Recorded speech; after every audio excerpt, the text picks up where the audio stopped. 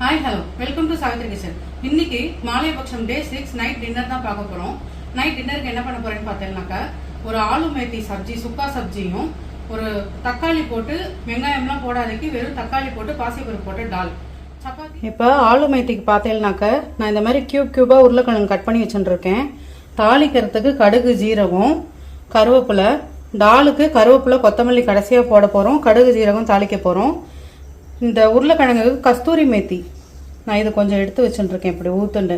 இப்போ உருளைக்கிழங்கு முதல்ல நான் ஏற்கனவே இழுப்புச்சட்டியில் தண்ணி சுட வச்சுட்டுருக்கேன். அதில் போட்டு நல்லா ஒரு 10 நிமிஷம் வேக விட்டு எடுத்துக்கலாம். உப்பு, மஞ்சள் பொடி மட்டும் போட்டு வேக வச்சு எடுத்துப்போம்.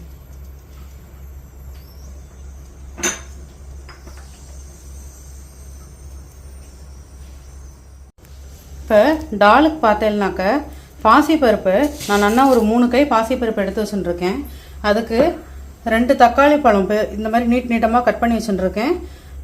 பச்சை மிளகா ஒரு 3 பச்சை மிளகா நடுவில் கீரி போட்டுருக்கேன். இப்போ இதை முதல்ல மஞ்சள் பொடி, உப்பு போட்டு குக்கரில் வேக வச்சுட்டுடலாம்.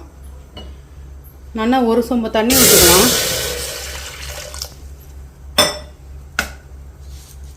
இந்த பாசிப்பருப்பு போட்டுட்டு இந்த தக்காளி பழம், பச்சை மிளகாய் இதையும் போட்டுண்டு உப்பு, மஞ்சள் பொடி போட்டு நல்லா ஒரு 4 விசில் வாங்கி வேக வச்சு எடுத்துட்டுடலாம்.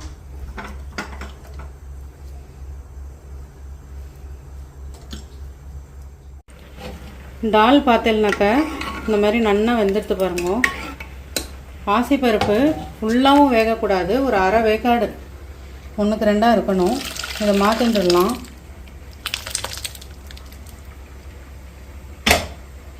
இப்போ நம்ம இதுக்கு உண்டான தாளிப்பு கொடுத்துட்டுடலாம். நான் ஏற்கனவே இழுப்புச்சட்டியில் எண்ணெய், கடுகு, ஜீரகம் போட்டு வச்சுருக்கேன். தாளிப்பு கொடுத்துடலாம். இந்த பாருங்க நல்லா ரெடி ஆகிடுது டால். இப்போ இந்த கருவேப்பிலை, கொத்தமல்லி இதில் போட்டுடலாம்.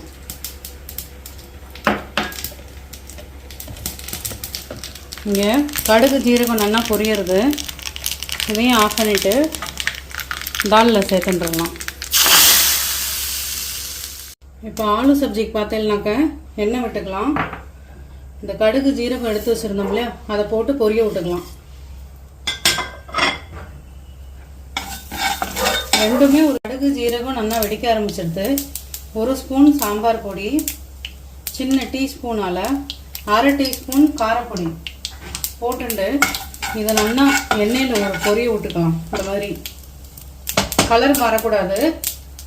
அதுக்குள்ளே இங்கே நம்ம வேக வச்சுருந்தோம் இல்லையா உருளைக்கிழங்கு, அதையும் இதில் போட்டுடலாம். இந்த எடுத்து வச்ச கஸ்தூரி மெத்தியும் போட்டுன்ட்டு ஒரு பெரட்டு, அவ்வளோதான்.